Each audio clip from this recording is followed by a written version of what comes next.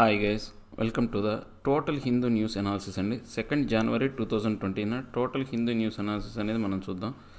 So ఈ యొక్క వీడియోని చివరి వరకు చూడండి. దాంతోపాటు నేను ఆల్రెడీ చెప్తున్నాను కదండి, ఎవరైనా కనుక రియల్గా డొనేట్ చేయాలి అనుకుంటే, నా సెషన్ అనేది మీకు రీసోర్స్ఫుల్గా ఉంటే కనుక, నాకు డొనేట్ చేయాలనుకుంటే కనుక ఈ యొక్క నెంబర్కి డొనేట్ చేయండి.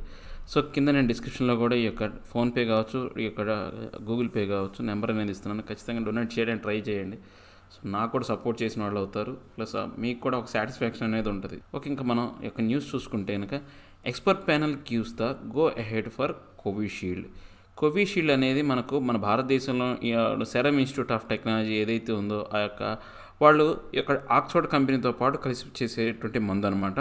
సో దీనికి సంబంధించి ఒక ఎక్స్పర్ట్ కమిటీ అనేది, సబ్జెక్ట్ ఎక్స్పర్ట్ కమిటీ అనేది ఎస్ఈసి అనేది ఏర్పాటు చేశారు. Drug control board general of DCGI అనే వాళ్ళు దీన్ని ఫ్రైడే రోజు ఆమోదింపజేశారనమాట. సో ఇక భారత బయోటెక్కి సంబంధించినటువంటి యొక్క కోవాక్సిన్కి సంబంధించి ఇంకొంచెం అది టెస్టింగ్కి సంబంధించినటువంటి ఇంకా యొక్క మెరుగైన ఫలితాలు ఇచ్చిన తర్వాత మేము పర్మిషన్ ఇస్తామని చెప్పేసి వాళ్ళు చెప్పారనమాట.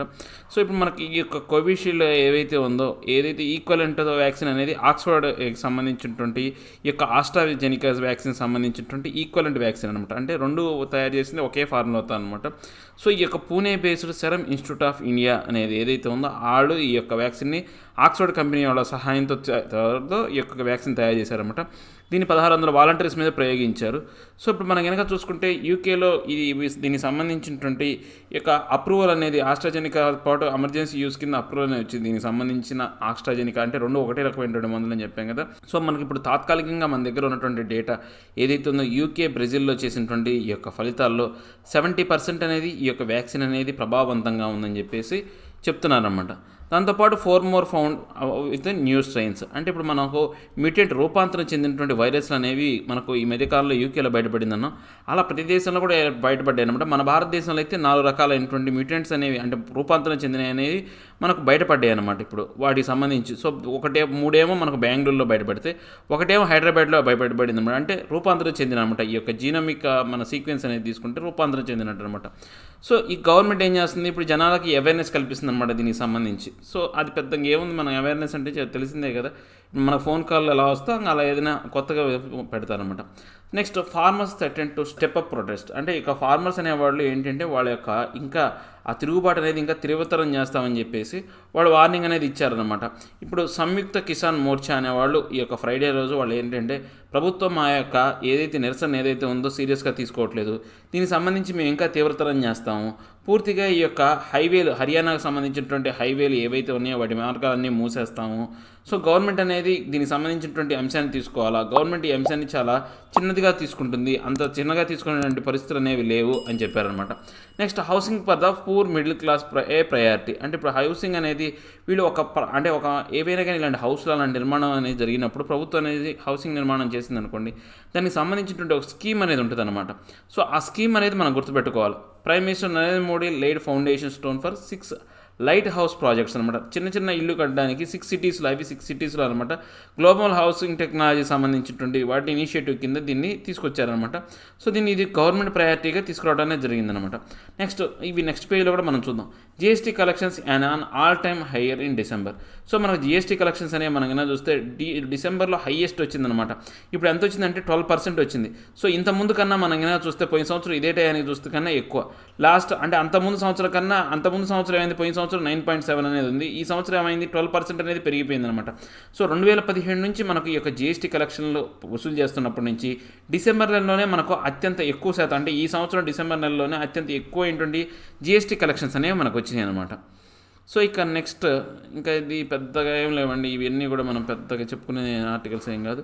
తర్వాత మనకు అటపక బర్డ్ శాంక్చురీ. ఈ అటపక బర్డ్ శాంక్చురీ మనం చెప్పుకునే కారణం ఏంటంటే, ఇది కొల్లేరు సంబంధించినటువంటి ఈ యొక్క కొల్లేరు రివర్లో ఉందన్నమాట. సో అదే ఇంపార్టెంట్. ఈ యొక్క అటపక బర్డ్ శాంక్చురీలో ఇప్పుడు బర్డ్స్ అనేవి చాలా ఎక్కువ మొత్తంలో ఉన్నాయన్నమాట. సో దగ్గర 10,000 బర్డ్స్ అనేవి మనకు January 1 నుంచి మనకు కనపడ్డాయి అనమాట. సో ఈ యొక్క అటపక అనే యొక్క బర్డ్ శాంక్చురీ అనేది ఈ యొక్క కొల్లేరు లేక్లో ఉందన్నమాట. ఇది కృష్ణా వెస్ట్ గోదావరి మధ్యలో ఉన్నటువంటి బార్డర్లో ఉన్నటువంటి ప్లేస్లో ఈ యొక్క రివర్ అనేది ఉందన్నమాట. ఈ యొక్క ఏదైతే ఉందో అటకమా రివర్ అనేది ఉందన్నమాట. సో నెక్స్ట్ మనకు ఇంకంత తర్వాత అది మనం చెప్పుకోవడానికి కారణం ఏంటంటే, ఆ రివర్ అనేది ఆ యొక్క బర్డ్ శాంక్చురీ గురించి గుర్తుపెట్టుకోవడం కోసమే. సో ఇలానే మనం గుర్తుపెట్టుకోగలం కానివ్వండి, మనం ప్రత్యేకంగా ఒక్కొక్క దాన్ని చదువుతూ గుర్తుపెట్టుకోవాలంటే కష్టం అనమాట. సో ఆల్రెడీ మనం ఈ యొక్క ఆర్టికల్ క్లియర్ కనెక్షన్ అనేది చెప్పేసాం, మనకు టెలికాం రంగాలకు సంబంధించినటువంటి క్లియర్ కనెక్షన్ అని చెప్పాం. Next and ill conceived over board and vague ordinance, అంటే ఈ యొక్క అంటే తప్పుడు తడక, ఇల్ కన్సీవ్డ్ అంటే తప్పుడు తడక, ఓవర్ బోర్డ్ అనమాట అంటే అతిక్రమణ, ఉల్లంఘన, మనకు కొన్ని చట్టాలు ఉంటాయి, ఆ చట్టాలను అతిక్రమించిందని. తర్వాత వేగ్ ఆర్డినెన్స్ అంటే ఏంటి అంటే అస్పష్టమైన, వేగ్ అంటే అస్పష్టమైనటువంటి ఒక ఆర్డినెన్స్ అని చెప్తున్నారు అనమాట. అంటే ఇప్పుడు మనకు ఆర్డినెన్స్ ఇచ్చి తయారు చేసే అధికారం అనేది, అంటే మనకు దీంట్లో ముఖ్యంగా మనం గుర్తుపెట్టుకోవాల్సింది ఏంటంటే ఆర్టికల్ 213(1) అనే దాని కింద ఏదైనా కానీ ఒక రాజ్యాంగంలో మనకు ఉన్నటువంటి ఈ యొక్క ఆర్టికల్ ప్రకారం, ప్రకరణ ప్రకారం మనం ఏంటంటే ఈ యొక్క రాష్ట్ర ప్రభుత్వం అనేది ఆర్డినెన్స్ని తయారు చేయొచ్చు. ఎలాంటి పరిస్థితుల్లో ఆర్డినెన్స్ తయారు చేయొచ్చు అంటే ఈ యొక్క అసెంబ్లీ అనేది లోక్సభకు సంబంధించినటువంటి లోక్సభ అంటున్నా, ఈ యొక్క రాష్ట్ర అసెంబ్లీ అనేది ఎప్పుడైతే అంటే అది ఆచరణలో ఉండకూడదు, దాని యొక్క వర్కింగ్ డేస్లో ఉండకూడదు. లేదా కౌన్సిల్స్ అనేవి ఉంటాయి, మన ఆంధ్రప్రదేశ్లో కూడా అసెంబ్లీ ఒకటి, కౌన్సిల్స్ అనేవి ఉంటాయి, ఎమ్మెల్సీలు కూడా ఉంటాయి అనమాట. ఆ సభ కూడా ఇది అంటే రన్నింగ్లో ఉండకూడదు అనమాట. ఇలా రెండు లేనప్పుడు ఎప్పుడైనా సరే మనకు ఒక రాష్ట్ర ప్రభుత్వం అనేది ఒక చట్టం అనివార్యమైంది అనుకుంటే ఇంకా ఖచ్చితంగా చాలా ఇంపార్టెంట్ చట్టం దీన్ని అమలు చేయడం అనే దాన్ని ఆర్డినెన్స్ రూపంలో తీసుకొస్తారు. సేమ్ అంతేనండి, కేంద్ర ప్రభుత్వంలో కూడా అంతే కదా. లోక్సభ, రాజ్యసభ పనిదినాలు లేనప్పుడు, అంటే అవి సెషన్లు కంటిన్యూ చేయనప్పుడు ఏం చేస్తారు, ఆర్డినెన్స్ రూపంలో చట్టాలు చేస్తారు. ఫస్ట్ ఈ ఫార్మల్ లాస్ కూడా మనకు ఆర్డినెన్స్ రూపంలోనే చేసుకొచ్చారు, తర్వాత చట్టాలు చేశారనమాట. సో దీనికి సంబంధించినటువంటి 213 దీని ఆర్టికల్ మొత్తం కూడా చెప్పేది ఏంటంటే రాష్ట్ర ప్రభుత్వాలకి ఆర్డినెన్స్ చేసే అవకాశం ఉంటుందన్నమాట. దీని ఆమోద ముద్ర అనేది గవర్నర్, ప్రెసిడెంట్ యొక్క ఏదైతే ఉందో అతని యొక్క అసెర్షన్ మీద, అంటే ఆమోదం మీద ఆయన యొక్క ఆమోద ముద్ర వేస్తారనమాట. సో దీనికి సంబంధించి సర్కమ్స్టాన్సెస్ ఏంటి అంటే ఈ యొక్క ఆర్టికల్ 123 అనేది మనం కనుక చూసుకుంటే ఈ యొక్క ప్రెసిడెంట్ అనేవాడు, ఈ గవర్నర్ అనేవాడికి ఈ యొక్క ఆర్టికల్ అంటే ఈ యొక్క ఆర్డినెన్స్ని ఆమోదం తెలపాలి అంటే ఖచ్చితంగా ప్రెసిడెంట్ ఈ యొక్క ఏదైతే ఉందో ఆయన ఆమోదం అనేది అవసరం అనమాట. సో దీనికి సంబంధించి చెప్పారనమాట. సో ఇప్పుడు యూపీలో ఉన్నటువంటి ఆర్డినెన్స్ అనేది మనం ఏమైనా చూస్తే ఏం ఆర్డినెన్స్ అంటే ఈ యొక్క కన్వర్షన్స్ అనేవి, అంటే మోసపూరితంగా కన్వర్ట్ అవ్వకూడదు, ఈ యొక్క అన్కాన్స్టిట్యూషనల్ అనమాట. మోసపూరితంగా కన్వర్షన్ అనేది ఈ ఆర్డినెన్స్ ప్రకారం ఈ యొక్క అన్కాన్స్టిట్యూషనల్ అనమాట.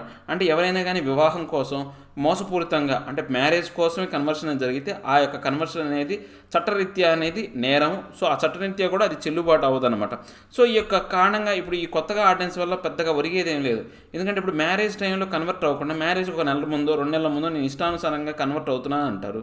సో దానివల్ల ఏంటి నష్టమేం లేదు కదా, దానివల్ల వాళ్ళకి ఎటువంటి ఇబ్బంది ఉండదు, కేసులు ఏమి ఉండవు, దానివల్ల ఏమి నష్టం ఉండదు. వాళ్ళకి ఏవైతే అనుకుంటారో అల్టిమేట్ లక్ష్యం ఏదైతే ఉందో అది తీరిపోద్ది అనమాట. కానీ ఇక్కడ వచ్చిన సబ్మిట్స్ ఏంటంటే వాళ్ళకు ఒక హక్కు అనేది ఉందన్నమాట. ఏదైతే ఈ యొక్క చట్టం అనేది వాళ్ళకు ఒక స్వేచ్ఛ అనేది ఇచ్చింది, వాళ్ళకి ఇష్టమైన వాళ్ళని మ్యారేజ్ చేసుకోవాలనే స్వేచ్ఛ ఇచ్చింది. ఆ స్వేచ్ఛను ఆటంకపరిచే విధంగా ఇలాంటి ఆర్డినెన్స్లు తీసుకురావడం అనేది కరెక్ట్గా అయినటువంటి పని కాదనమాట. సో ఇప్పుడు దీని ప్రకారం ఏంటంటే ఈ యొక్క ఆర్డినెన్స్ ప్రకారం రాబోయే కాలంలో ప్రమాదకరమైనటువంటి పరిస్థితులు ఏంటంటే ఈ యొక్క బలవంతంగా కావచ్చు, లేకపోతే ఈ యొక్క ఇబ్బంది పెట్టే విధంగాను, తర్వాత ఎదుటివాడిని ఈజీగా అరెస్ట్ చేయడానికి పోలీసు వాళ్ళ చేతుల్లో మనకు వీళ్ళు ఏవైతే ఉన్నాయో కొన్ని అధికారాలు పెట్టినట్టే అనమాట. అంటే చట్టాన్ని దుర్వినియోగపరచుకోవడానికి చాలా వరకు ఇది ఉపయోగపడుతుంది. దాంతోపాటు రైట్ టు లీవ్ విత్, అంటే ఎవరైతే ఇష్టపడిన వాడితో నివసించే హక్కు అనేది కూడా హరించినట్టు అవుతుందని చెప్పారనమాట. అంటే ఏం లేదండి, ఎవరైనా కానీ కన్వర్షన్ చేసుకున్నారనుకోండి, ఒకవేళ వాళ్ళకి ఏదైనా ఇంటర్కాస్ట్ మ్యారేజ్ జరిగిందనుకోండి, దాన్ని దృష్టిలో పెట్టుకొని వాళ్ళ మీద డైరెక్ట్గా పోలీసులే వచ్చి కేసు పెట్టే అవకాశం ఉంటుంది అనమాట. Next taking note of farmer welfare the Kerala way, అంటే ఇప్పుడు ప్రభుత్వాలు అన్నీ ఏం చేయాలంటే ఈ ఫార్మర్ల యొక్క సహాయార్థం, అంటే వాళ్ళ సహాయం చేయాలా, వాళ్ళు మంచిగా చూసుకోవాలంటే వాళ్ళు ఎట్లాంటి దారిని వెతుక్కోవాలంటే కేరళ లాంటి దారిని వెతుక్కోవాలన్నమాట. కేరళ రాష్ట్రం అనేది ఎలాంటి ఫార్మర్ల మీద ఎలాంటి పరిస్థితులు అనేది చూపిస్తుందో అలాంటి చర్యలు తీసుకోవటం వల్ల ఫార్మర్లకి కొంతవరకు వెల్ఫేర్ అనేది కలిగించవచ్చు అని చెప్పారనమాట. సో మనకి ఈ ఆర్టికల్ స్టార్ట్ అయ్యేటప్పుడు ఏం చెప్పారంటే ఫార్మర్స్ అనేవాళ్ళు ఈ యొక్క ఫస్ట్ ఇనీషియల్గా ఢిల్లీలో వాళ్ళు ఎజిటేషన్ స్టార్ట్ చేసినప్పుడు కేంద్ర ప్రభుత్వం అనేది అది చిన్న చూపు చూసిందనమాట. ఏమనుకున్నారు, ఏముంది వీళ్ళు 2 రోజులు గొడవ చేస్తారు, ఆ తర్వాత వెళ్ళిపోతారులే అని చెప్పేసి అనుకున్నారు. సో వీళ్ళేంటి, కానీ పరిస్థితి అనేది పూర్తిగా మారిపోయిందనమాట. కానీ అలాంటి 2 రోజులు ఏమి అక్కడ జరగలేదు, దగ్గర 37 రోజులు ఎప్పటికీ, అంటే 37 రోజులు అంటే నెల పైనే జరుగుతుంది, ఇంకా 2 నెలలు అనేది సగం నడుస్తుందన్నమాట. సో అలా వాళ్ళు గట్టిగా అంటే ఐరన్ ఫెన్సింగ్, తర్వాత ఈ యొక్క నీటితో ఏవైతే ఉన్నాయో ఆ కెనాల్స్తో నీటితో కొట్టినా కానీ, అంటే వాటర్ ఫాల్ కెనాల్స్తో కొట్టినా కానీ, వాళ్ళు కదలకుండా అక్కడే ఉన్నారనమాట. దాంతోపాటు ఇప్పుడు మనకు చూసుకుంటే అన్ఫ్లించింగ్ విల్ పవర్, అంటే ఈ వాళ్ళ యొక్క విల్ పవర్ ఏదైతే ఉందో దాంట్లో ఎటు మాత్రం ఈ యొక్క తొనగట్లేదనమాట, కాస్త కూడా పక్కా తొలగట్లేదు వాడు, అంత విల్ పవర్తో ఉన్నారనమాట. సో వాళ్ళు చాలా కాలంగా ఆ యొక్క చలి కూడా పూర్తిగా చెప్పాలి అంటే చలికి కూడా వాళ్ళని భయపెట్టలేకపోతుంది, వాళ్ళే చలిని భయపెట్టే విధంగా తయారయ్యారనమాట. అంత దృఢంగా వాళ్ళు తిరుగుబాటు అనేది చేస్తున్నారనమాట. సో ఈ యొక్క పరిస్థితుల్లో ఏంటంటే ఈ యొక్క ప్రభుత్వంలో రకరకాల ప్రధాన వర్గాల వాళ్ళు రకరకాల స్టేట్మెంట్ చేశారు. కొంతమంది ఏం చెప్పారు, మేము ఫార్మర్లకు అనుకూలమని కొంతమంది చెప్తే, కొంతమంది ఏం చెప్పారు, మేము ఎప్పుడూ కూడా ఫార్మర్లతో మాట్లాడడానికి ఓపెన్గా ఉన్నామని చెప్పారు. ఈ మధ్యకాలంలో నరేంద్ర మోడీ గారు అయితే కొంత ముందుకెళ్ళి ఈ యొక్క ఫార్మర్ చట్టాలు ఇవన్నీ కూడా చాలా రైతులకు చాలా లబ్ధి కలిగించే చట్టాలు, చాలా మంచి చట్టాలు, వీటిని అంటే పార్టీలు ఏంటంటే రాజకీయం చేస్తున్నాయి.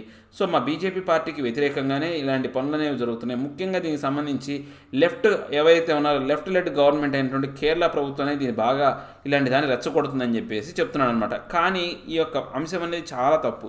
కేరళలో ఉన్నటువంటి సిచ్యువేషన్ ఏంటి అంటే, ఈ యొక్క కేరళలో ఎలా ఉందంటే వాళ్ళ దగ్గర కూడా అగ్రికల్చర్ ప్రొడ్యూసర్ మార్కెట్స్ అనేవి ఉన్నాయన్నమాట, మార్కెట్ కమిటీస్ అనేవి ఉన్నాయన్నమాట. సో కానీ అక్కడ వాళ్ళు వ్యవహరించేటువంటి వ్యవహార శైలి వేరు, విధానం వేరనమాట. ఇప్పుడు మనకు భారతదేశం మొత్తం కూడా మనకు ఒక అంటే minimum support price, suppose rice అనే ఉంది, రైస్ కేజీ 18 రూపాయలు అనేది మినిమం సపోర్ట్ ప్రైస్ ఇచ్చింది అనుకోండి.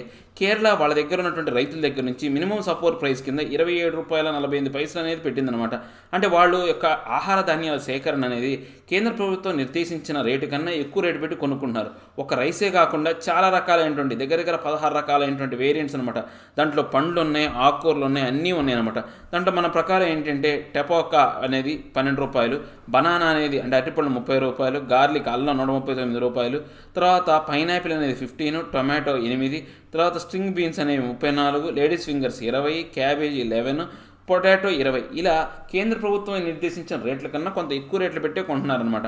దాంతోపాటు కేరళ ఏంటి అంటే ఈ యొక్క క్రాప్ ఇన్సూరెన్స్తో పాటు ప్రతి కేరళలో ఉన్నటువంటి రైతులకి వాళ్ళకి సంబంధించినటువంటి రాయల్టీ అనేది ప్రతి హెక్టార్కి 2,000 రూపాయలు రాయల్టీ అనేది ఇస్తుంది అనమాట. 2006లో వీళ్ళు ఏంటంటే ఫార్మర్కి సంబంధించినటువంటి ఈ సూసైడ్ ఎప్పుడైతే జరిగిందో అప్పటి నుంచి ఫార్మర్కి అనుకూలమైనటువంటి చట్టాలు అనేవి తీసుకొచ్చారనమాట. అంటే ఇప్పుడు నెక్స్ట్ ఈ యొక్క వాళ్ళ యొక్క పూర్తిగా వీళ్ళ కౌంటర్, బీజేపీకి సంబంధించినటువంటి కౌంటర్ అనేది ఎవరు ఇస్తున్నారంటే కేరళ ఇస్తున్నారు. సో ఆ కేరళ ఏంటి అంటే వాళ్ళ రైతులకి చాలా ప్రాధాన్యత అనేది ఇస్తుంది అనమాట.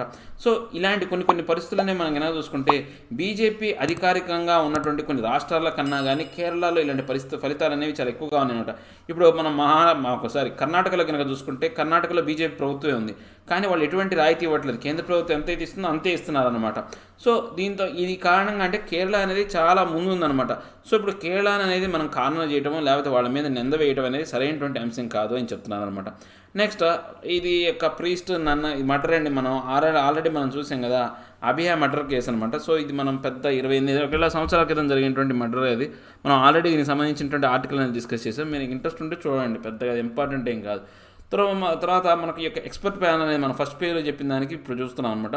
సో మనకి ఇలా చూస్తే 4 to 12 వీక్స్ అనేది మనకు డోసేజ్ అనేది మనం చెప్పాం కదా, ఫస్ట్ డోస్కి సెకండ్ డోస్కి మధ్య డిఫరెన్స్ అనమాట. మనం ఆల్రెడీ ఉదయం మార్నింగ్ ఈ యొక్క ఆర్టికల్స్ గురించి మాట్లాడేటప్పుడు ఈ యొక్క డోసేజ్ గురించి కూడా మాట్లాడారనమాట.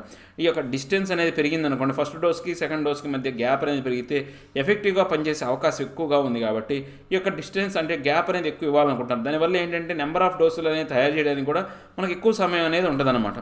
సో ఇక నెక్స్ట్ మనం చూస్తే ఫార్మర్ థ్రెటన్స్ ప్రొటెస్ట్, సేమ్ అదే ఇంకా అక్కడ రాసింది ఏదైతే ఉందో, వాళ్ళు గురువారం ఏదో మీటింగ్ పెట్టారని చెప్పేసి దీనికి సంబంధించినటువంటి కొంతమంది చనిపోయారు. ఆ యొక్క తిరుగుబాటు చేసే చోటే చాలామంది చనిపోయారనమాట. ఇక నెక్స్ట్ మనకు ఇంకా దీంట్లో ఈ పెద్ద పేజీలో పెద్దగా ఇంపార్టెంట్ ఆర్టికల్ జీఎస్టీ కలెక్షన్స్ అనేవి మనం చెప్పాం కదా. ఈ సంవత్సరం డిసెంబర్లో ఏంటంటే హైయెస్ట్ అనేది ఉంది, 12% అనేది ఉందన్నమాట.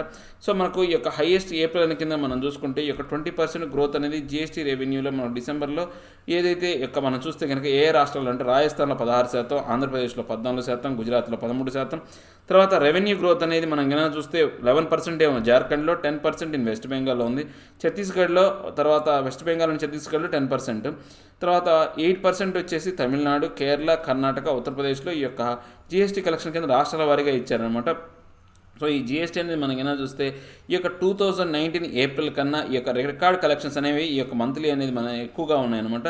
సో 1.14 lakh crore అనేది మనకి ఈ సంవత్సరం అనేది జీఎస్టీ కింద కలెక్షన్స్ అనేవి వచ్చినాయి అనమాట. సో ఇక నెక్స్ట్ మనం చూస్తే కనుక ఇంకా దీంట్లో ఇవి కూడా అంతే. నెక్స్ట్ తర్వాత India seeks action for the attack on Pakistan temple. అంటే ఇప్పుడు పాకిస్తాన్లో ఉన్నటువంటి మన యొక్క హిందూ దేవాలయం మీద ఏమైంది అంటే దాడి చేశారు. ఒక 30 మంది వాళ్ళు వచ్చి పూర్తిగా వినాశనాన్ని సృష్టించారనమాట. So minister of external affairs అనేవాళ్ళు దీనికి సంబంధించి పాకిస్తాన్ని చర్యలు తీసుకోవాలని చెప్పేసి గట్టిగా కోరారనమాట. సో వీళ్ళు కరెక్ట్ అయినటువంటి ఆ టెంపుల్ ఏంటంటే కరక్ హిందూ టెంపుల్ అనమాట. ఇది కరక్ హిందూ టెంపుల్. ఇది ఎక్కడ ఉందంటే ఈ పఖ్తూన్ఖా ప్రావిన్స్లో ఉందన్నమాట. సో ఇదే ఇంపార్టెంట్ మనకు. ఈ యొక్క కరక్ టెంపుల్ అనేది ఎక్కడ ఉందనేది ఆ ప్లేస్ అనేది గుర్తుపెట్టుకోవాలి. నెక్స్ట్ 2020లో మనకు రాజ్యసభకు సంబంధించినటువంటి నెంబర్ ఆఫ్ సిట్టింగ్స్ అనేవి, అంటే రోజు ఇన్ని పని దినాలు అనేవి ఉంటాయన్నమాట. ఈ యొక్క రాజ్యసభ ఇన్ని పని దినాలు చేయాలనే ఒక నియమం అనేది ఉంటుందన్నమాట. సో ఇప్పుడు మనం చూసుకుంటే 50 రోజుల కన్నా 50 సిట్టింగ్స్ కన్నా చాలా తక్కువ పని దినాలనే నమోదైనాయి అనమాట. యాక్చువల్గా మనకు ఏంటంటే బడ్జెటరీ సెక్షన్, వింటర్ సెషన్లో మనకు ఈ యొక్క రాజ్యాంగం అనేది ఎప్పుడైతే ఉందో రాజ్యాంగం కాదు, రాజ్యసభ అనేది నడుస్తూ ఉంటుంది అనమాట. సో మనకు మామూలుగా జనరల్గా చూస్తే కనుక ఎప్పుడైనా సరే 31 సిట్టింగ్స్ అనేవి మనకు ఈ యొక్క బడ్జెట్ సెషన్లో ఉంటాయి.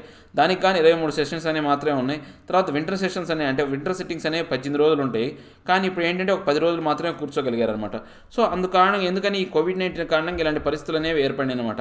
సో మనకు ఎప్పుడైతే 1999లో 45 రోజులు, తర్వాత 46 రోజులు, 2004లో, 2008లో 46 రోజులు జరిగాయనమాట. ఆ 3 సంవత్సరాల తర్వాత అత్యంత తక్కువ నమోదైంది, 33 రోజులు నమోదైంది మనకి 2019లోనే అనమాట. సో ఇప్పుడు మనకు మొత్తం కనుక చూస్తే కనుక ఇది ఇంత తగ్గినప్పటికి కూడా ప్రొడక్టివిటీ అనేది మాత్రం ఏం తగ్గలేదు. అంటే మనం చేయాల్సినటువంటి పనులు ఏవైతే ఉన్నాయో, రాజ్యసభ నిర్వర్తించాల్సినటువంటి విధులు ఏవైతే ఉన్నాయో సక్రమంగానే జరిగినాయని చెప్తున్నారు అనమాట. తర్వాత మన భారతదేశంలో ఈ యొక్క వైరస్ వేరియంట్ కేసెస్ అనేవి మనకి ఇండియాలో మనం చూస్తే 29 మ్యుటేషన్స్ అనేవి జరిగాయి అనమాట. 29 రకాలైనటువంటి కొత్త మ్యుటేషన్ అనే రూపాంతరం అనేది చెందిందనమాట. సో దాంట్లో భాగంగా మనం చూస్తే మన భారతదేశంలో కూడా ఒక మ్యుటేషన్ అనేది చెందిందని చెప్తున్నాం, కానీ వాటి వల్ల మనకు లక్షణాలు ఏంటనేవి ఇంతవరకు చెప్పలేదన్నమాట. నెక్స్ట్ టీచ్ భీమా కొరియన్ బ్యాటిల్ అథావలే. సో భీమా కొరియన్ బ్యాటిల్ గురించి అందరికీ మనం పాఠాల్లో చెప్పాలి అని చెప్పేసి చెప్తున్నాను అనమాట. ఇది 1818లో ఈ యొక్క థర్డ్ మరాఠా వార్ ఏదైతే ఉందో, ఈ యొక్క మరాఠా వార్కి సంబంధించినటువంటి టైంలో అప్పుడు జరిగినప్పుడు, సో మరాఠులు ఓడిపోవడానికి కారణం ఏంటంటే ఈ భీమా కొరియన్ యుద్ధం కూడా కారణమైందనమాట. సో ఈ యొక్క పేష్వా అనేది డిఫీట్ చేయడానికి వాళ్ళు చాలా తొందరలోనే వాళ్ళ యొక్క అధికారాన్ని కోల్పోవడానికి కారణం ఈ బ్యాటిల్ కూడా ఒక కారణం అనమాట. సో దీనికి సంబంధించినటువంటి ఈ యొక్క లెసన్స్ అనేవి పెట్టాలి అని చెప్పేసి ఈ యొక్క అథావాలే అనే మినిస్టర్ అనే అతను చెప్పాడనమాట. సో దీనికి సంబంధించినటువంటి ఈ యొక్క లెసన్స్ అనేవి ఉండాలి అని చెప్పేసి చెప్పాడనమాట. సో మనం ఇంకా ఏముంది, ఇంకా ఈ యొక్క పేజీలో ఏం లేదండి. Next Rana extradition hearing put off again. అంటే ఇప్పుడు రాణా అనే ఇతను యూఎస్లో ఉన్నాడనమాట. ఇతను ఏంటంటే మనకు ఈ యొక్క ముంబై దాడుల సమయంలో ఇతనే ఎక్కువ శాతం హార్డ్లీ చెప్పిన దాని ప్రకారం ఇతను సహాయం చేశాడని చెప్పేసి చెప్తున్నారు. ఈ రాణా అనే అతని మీద పూర్తిగా అక్కడ విచారణ అనేది జరుగుతుందన్నమాట. సో మన భారతదేశానికి ఎక్స్ట్రాడిషన్ అంటే అప్పచెప్పడం అనే దానికి సంబంధించి వాళ్ళు యొక్క దానికి సంబంధించినటువంటి కేసు అనేదాన్ని ఏప్రిల్ 22వ తారీఖుకి వాయిదా వేశారనమాట. సో నెక్స్ట్ మనం కనుక చూస్తే ఏంటంటే ట్రంప్ ఎక్స్టెండ్ వీసాస్ అనేవి పెద్ద ఏం కాదు. సో ఇవన్నీ కూడా పెద్దగా ఏం లేదండి. సో ఇంతేనండి ఈరోజు మనం ఏమైనా చూస్తే ఈ యొక్క న్యూస్, అంటే టోటల్ న్యూస్ అనాలిసిస్లో మనకు కాంపిటేటివ్ ఎగ్జామ్స్ కావచ్చు, కరెంట్ అఫైర్స్ కావచ్చు, ఉపయోగపడేది ఇవే. నా ఎక్స్ప్లెనేషన్ మీకు నచ్చే ఉంటుంది అనుకున్నాను. నచ్చితే లైక్ చేయండి, షేర్ చేయండి. మీరు ఏదైనా చెప్పాలనుకుంటే కింద కామెంట్ రూపంలో తెలియజేయండి.